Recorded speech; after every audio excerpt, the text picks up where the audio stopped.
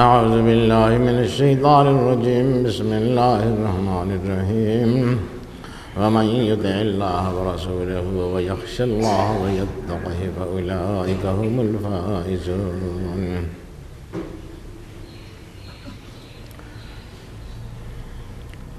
اللہ پاک نے فرمایا کہ جو اطاعت کرے اللہ کی اور اس کی رسول کی، وَيَخْشَ اللَّهَ اور اللہ سے ڈرے، وَيَتَّقْهِ اور اس کا تقوی اختیار کرے، فَأُولَئِكَ هُمُ الْفَائِزُونَ تو ایسے لوگ کامیابی سے ہمکنار ہیں، کامیاب قرار پاتے ہیں اللہ کی بارگاہ میں۔ تو اصل میں اللہ کا خوف اور اللہ کی خشیت اور تقوی، جس کے موضوع پر ہم نے گزشتہ جمعے میں گفتگو کی تھی، اس کی بنیاد اصل میں اطاعت الہی اور اطاعت رسول ہے۔ اس لیے اللہ پاک نے پہلے اطاعت الہی کا ذکر کیا، وَمَن يُطِعِ اللَّهَ وَرَسُولَهُ جو اللہ رسول کی اطاعت کرے، وَيَخْشَ اللَّهَ اور اللہ سے ڈرے، وَيَتَّقْهِ اور اس کا تقوی اختیار کرے۔ تو ترتیب کے اعتبار سے اللہ پاک نے پہلے اللہ کی اطاعت اور رسول صلی اللہ علیہ وسلم کی اطاعت کو قرار دیا۔ بلا شبہ اللہ کی اطاعت کامیابی کی ضمانت ہے، رسول کی اطاعت کامیابی کی ضمانت ہے، بلکہ اللہ کی اطاعت کا اور کوئی تصور ہی نہیں ہے سوائے رسول کی اطاعت کے، کیونکہ ہمیں اللہ کے جو احکام ملے وہ تو رسول کے توسط سے ملے ہیں، رسول کے واسطے سے ملے ہیں۔ اس لیے ہم اللہ کی ویسے کوئی اطاعت نہیں کر سکتے ہیں، ہم اللہ کی وہ اطاعت کر سکتے ہیں جو ہمیں رسول صلی اللہ علیہ وسلم نے بتلائی ہے۔ اس لیے اللہ پاک نے خود فرمایا، وَمَن يُطِعِ الرَّسُولَ فَقَدْ أَطَاعَ اللَّهَ جس نے رسول کی اطاعت کر لی اس نے اللہ کی اطاعت خود کر دی ہے، کیونکہ رسول اللہ کا نمائندہ ہے، اللہ کا بھیجا ہوا ہے، اللہ کا پیغمبر ہے، اللہ کا قاصد ہے اور اللہ کی طرف سے تعلیم دینے کے لیے آیا ہے۔ اس لیے جو رسول نے کہہ دیا، میرے رسول نے، اللہ پاک فرماتا ہے جو کہہ دیا وہ گویا میرا کہا ہے، اور جو اس نے کیا وہ گویا کہ میری تعلیم کے مطابق کیا۔ اس لیے اس کی اطاعت کرو، اس کی اتباع کرو، میری اطاعت از خود ہو جائے گی۔ صحابہ کرام میں اطاعت الہی اور اطاعت رسول کا جذبہ بہت کوٹ کوٹ کر بھرا ہوا تھا۔ وہ اپنے ہر عمل میں اس چیز کا خیال رکھتے تھے کہ کہیں کوئی ایسی بات نہ ہو جائے جس سے اللہ ناراض ہو جائے، یا کوئی ایسی بات نہ ہو جائے جس سے حضور صلی اللہ علیہ وسلم کی طبع مبارک میں ملال آ جائے۔ انسان کی طبیعتیں ہیں، مزاج ہیں، انسان بہرحال انسان ہے، خواہ وہ کتنا ہی اونچے مقام پر پہنچ جائے، بہرحال رہتا تو انسان ہی ہے۔ اس لیے اس سے کچھ نہ کچھ لغزشیں بھی ہوتی رہتی ہیں۔ اللہ پاک ان چیزوں کو ملحوظ رکھتا ہے۔ بندے کی اس کیفیت کو اللہ پاک نے ملحوظ رکھا ہوا ہے۔ اللہ پاک اس چیز کا نظام رکھا ہوا ہے کہ لغزشیں اگر ہو جائیں بندے سے تو اس کی بھی کیا صورت ہو، عفو درگزر کی کیا صورت ہو، معافی کی کیا صورت ہو، اس کے لیے کبھی تو بڑی آزمائشوں سے گزرنا پڑتا ہے، بڑی مشکلات سے دوچار ہونا پڑتا ہے۔ یہ اللہ کا معاف کر دینا بھی مختلف اس کے طریقے ہیں، بس وہ اس آدمی کی نوعیت کی بات ہے یا کچھ اللہ پاک کا اپنا کوئی نظام ہے۔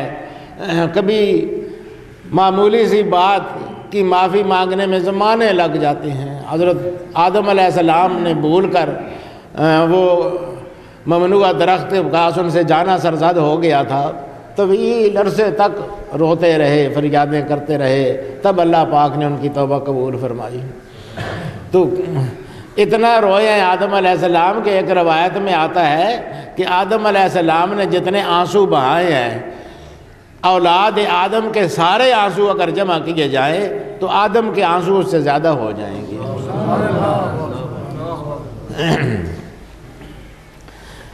تو ایسا ہوتا ہے، بعض دفعہ کوئی ایسی بات ہو جاتی ہے جس سے معافیاں مانگنے کے لیے مدتیں چاہیے ہوتی ہیں، اور ٹائم لگتا ہے، یہ کوئی ایسا نہیں ہے کہ جو ہی غلطی ہوئی اور بس آدمی نے معافی مانگی اور فٹافٹ معافی ہو گئی، کبھی اس میں وقت کبھی فوراً بھی ہو جاتی ہے۔ بہرحال اللہ صمد اور بے نیاز ہے، کوئی کسی کا پابند تو نہیں ہے۔ اب وہ اس آدمی کی قلبی کیفیات پر منحصر ہے، کبھی اس آدمی کی آزمائش بھی مقصود ہوتی ہے۔ تو صحابہ کرام رضوان اللہ علیہ مجمعین دنیا کی سب سے مقدس ترین ہستیاں ہیں، انبیاء کے بعد صحابہ کرام بہت اونچی ہستیاں ہیں، دوسرا کوئی ان کے ساتھ ہمسر نہیں ہو سکتا ہے، لیکن تھے تو بہرحال انسان، اس لیے ان سے بھی بعض کوتاہیاں ایسی ہو جاتی تھیں کہ وہ عتاب کا سبب بن جاتی تھیں۔ حضرت کعب کا ایک واقعہ طویل ہے، لیکن اس میں عبرت اور نصیحت کے بہت سے سامان ہیں، احادیث میں متفقہ طور پر بخاری مسلم وغیرہ میں روایت ہوا ہے۔ یہ غزوہ تبوک کا واقعہ ہے۔ غزوہ تبوک وہ غزوہ ہے جو ایسے وقت میں پیش آیا تھا جب لوگوں کے پاس کچھ تھا ہی نہیں۔ نہ ہونے کی وجہ یہ تھی کہ مدینہ بنیادی طور پر کھجوروں کا شہر تھا، نخلستان تھا ایک، اور وہاں کے لوگوں کی آمدن کھجوروں کے باغات سے اترنے والے پھل تھے۔ کھجور کا پھل وہ بھی کھجور ہی کہلاتا ہے، کھجور کا درخت بھی کھجور ہی ہوتا ہے۔ تو کھجوریں جب پکتی تھی اس موسم سے تھوڑا پہلے یہ غزوہ تبوک کا قصہ پیش آ گیا۔ اب کسانوں کا دار و مدار تو اس پر ہوتا ہے، خاص طور پر اس دور میں جہاں روپے پیسے اتنے نہیں ہوتے تھے اور اجناس کے ساتھ خرید و فروخت ہوتی تھی، ایک چیز دی اور دوسری چیز لے لی، عام طور پر اجناس کے ساتھ خرید و فروخت مروج تھی۔ تو اس زمانے میں عین اس وقت جب کہ کھجوریں پکنے کے قریب تھیں، غزوہ تبوک پیش آ گیا۔ اب اس کے لیے جانا دو حوالے سے مشکل تھا۔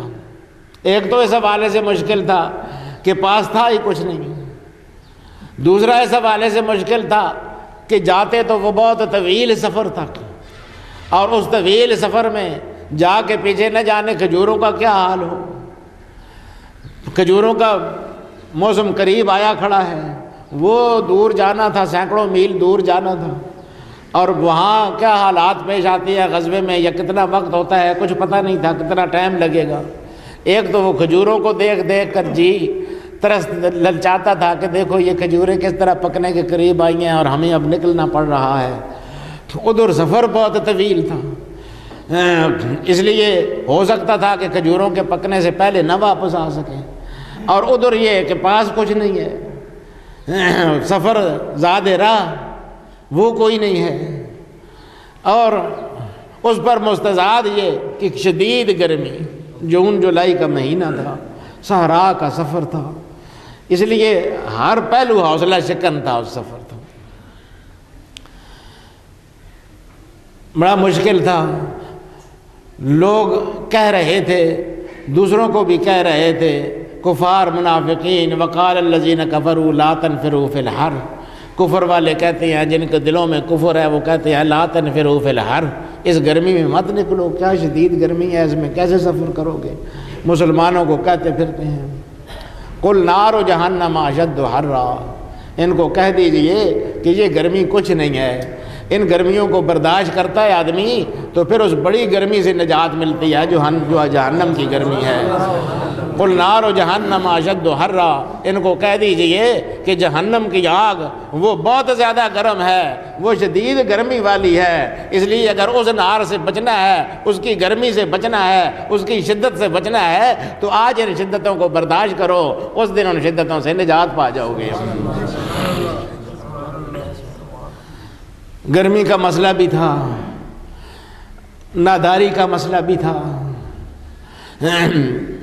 یہ واحد غزوہ ہے جس میں حضور صلی اللہ علیہ وسلم نے باقاعدہ چندہ کیا تھا، اور صدیق اکبر نے اپنا سب کچھ لا کر پیش کر دیا تھا، حضرت عثمان نے بہت سارے اونٹ پیش کیے تھے۔